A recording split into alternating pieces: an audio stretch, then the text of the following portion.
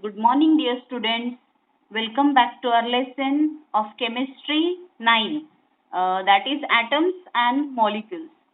See, students, we have completed our two lessons, and third lesson of chemistry, that is Atoms and Molecules, we have started. In introductory lesson, means in the first video, I had explained you the atoms and molecule, the concept of atom and the concept of molecule. After that, we have seen three laws of the chemical combination, means chemical reaction. Chemical combination in the sense chemical reaction, because in a chemical combination, what happens? Two chemicals or two atoms or two molecules reacts with each other to form a compound. Okay. So whenever the compound is forming, that is called as a chemical combination, means only the chemical reaction. So we have seen there were three laws we have seen. First was the law of conservation of mass, and second was law of constant proportion, and third was law of multiple proportion. So we have seen in detail all those three laws along with the suitable example. So now we will go ahead for the Dalton's atomic theory. That is also called as a DAT. That is called as a DAT, Dalton's atomic theory. Means the brief of it will be DAT, D-A-T. That is Dalton's atomic theory. Dalton was one scientist. Actually, students, you are knowing this law of conservation of mass and law of constant proportion was given by Lavoisier and the Proust. You are knowing that. In my first video, I had explained you everything. So now what happened? These two laws, Dalton is provided an explanation. What Dalton is doing? Dalton was one chemist. Provided an explanation for what? Explanation for the law of conservation of mass and law of constant proportion. Means Dalton has used both these laws, that is law of constant proportion and law of conservation of mass, and made one theory. Understood, student? And he made one theory. In that theory, he used some points. That points we are going to discuss. Along with that, we are going to talk about some postulates. Means he made the theory, but there are some postulates in his theory too. So we are going for both. First, we will see Dalton's atomic theory, means what point he has discussed in it, as well as we are going to talk about the Dalton's atomic theory's postulates too, or drawbacks also we can say. So the first point of the Dalton's atomic theory is matter is made up of extremely small indivisible particle called as a atoms. Understood, students? See here, since two lessons we have seen matter is made up of some matter is made up of some atom. So what Dalton said that matter is made up of extremely small indivisible particle. See, small is okay, but indivisible particle is unable to digest it, because further we are knowing atom is made up of what? Proton, okay, neutron and electron, we are knowing. So we are unable to digest it, that it is indivisible particle. We'll still not knowing that, Dalton was unable to know that it was further divided into proton, neutron and the electron. If we will go for it, we can see this is the structure at the nucleus. There is a neutron and the proton. Positive protons are present into the nucleus and chargeless neutron are present into the nucleus, and around it some electrons which are denoted by negative sign. Okay, protons are always denoted by positive sign and electrons are always denoted by negative sign, which are always revolving around it.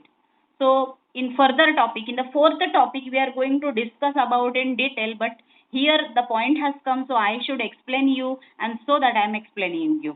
So what he said first, matter is made up of extremely small indivisible particles, and this is not true. Atom is further divided into three particles, that is proton, electron and neutron. Okay, but as he has given the point of the atomic theory, so we have to discuss over here. Second point is what? Atoms of same substances are identical in all respect, that is same size, mass and chemical properties. Suppose here I would like to give one example for you here. Suppose this is one container, and in this container only hydrogen atoms are present. See, suppose this is hydrogen atoms are present in the container. So all this is one atom of hydrogen and this is another atom of hydrogen. Okay, this is one atom of hydrogen and this is the another atom of hydrogen. This one atom of hydrogen mass and its size and its chemical properties and the mass, size and chemical properties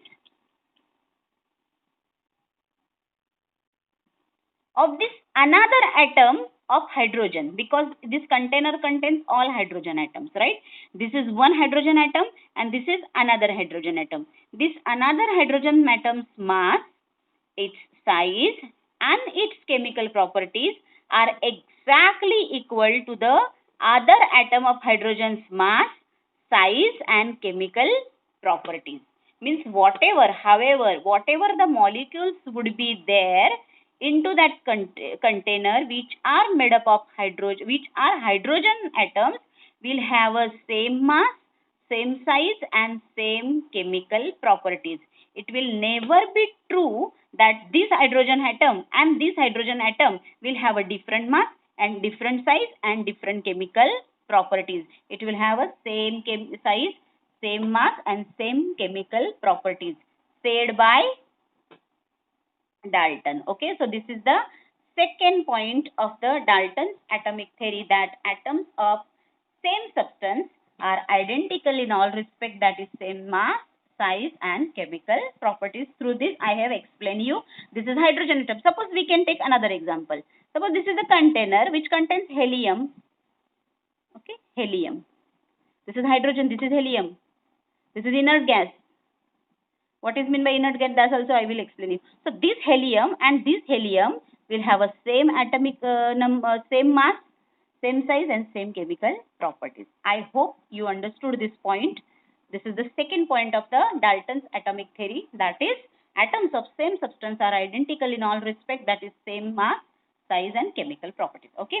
Now we shall move forward for the third point.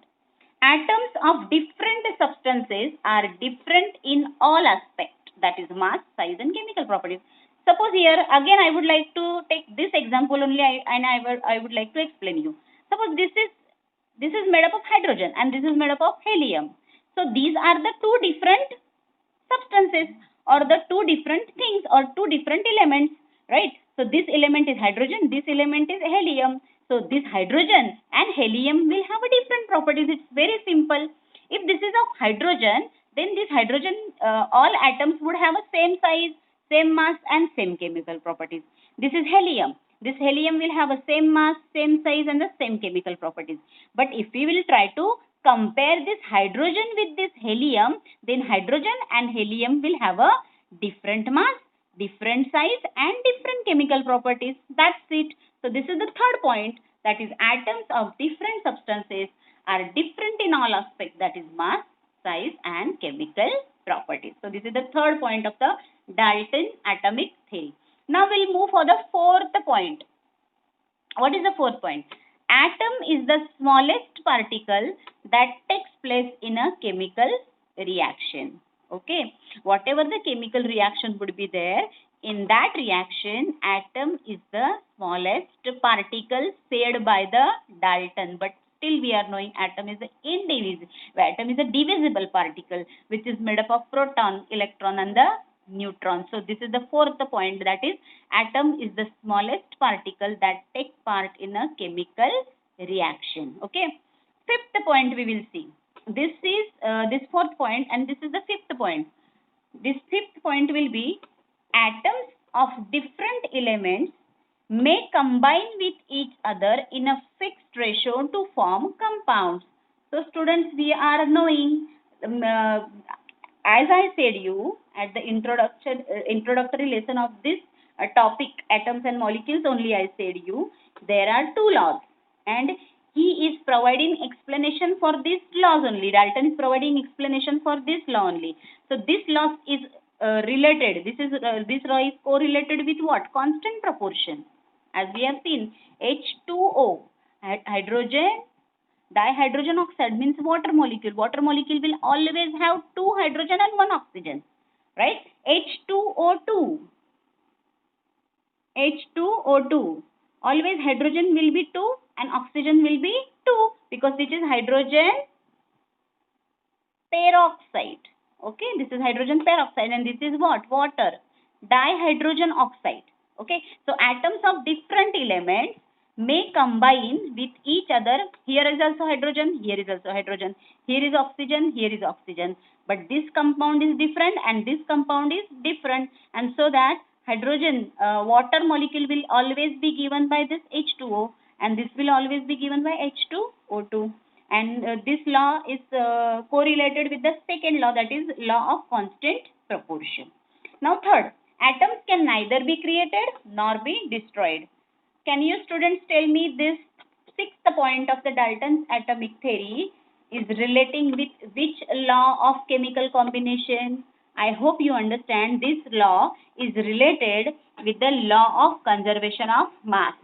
In a law of conservation of mass only we have seen the energy can neither be created, we are knowing. So atoms can neither be created nor be destroyed in a chemical reaction. In a law of conservation of mass we have seen, means if six atoms are taking part in the reactant, then we are going to get, means suppose 30 gram of magnesium is taking part to form magnesium oxide, then there would be magnesium oxide. Suppose 30 gram magnesium and oxygen is 20 gram. Then whatever the, suppose this is magnesium and this is oxygen, right? Twice Mg plus O2. Then twice MgO will get formed. This is chemical reaction. Okay. So if it is 30 gram and if it's 20 gram, then product will be of always 50 gram. Do you understand? So here what happens? Atoms can neither be created nor be destroyed in a chemical reaction. Means it is 50 grams, so here is also 50 grams. And this law is related with the first law of chemical combination, that is law of conservation of mass. So here I have completed Dalton's atomic theory with the sixth point.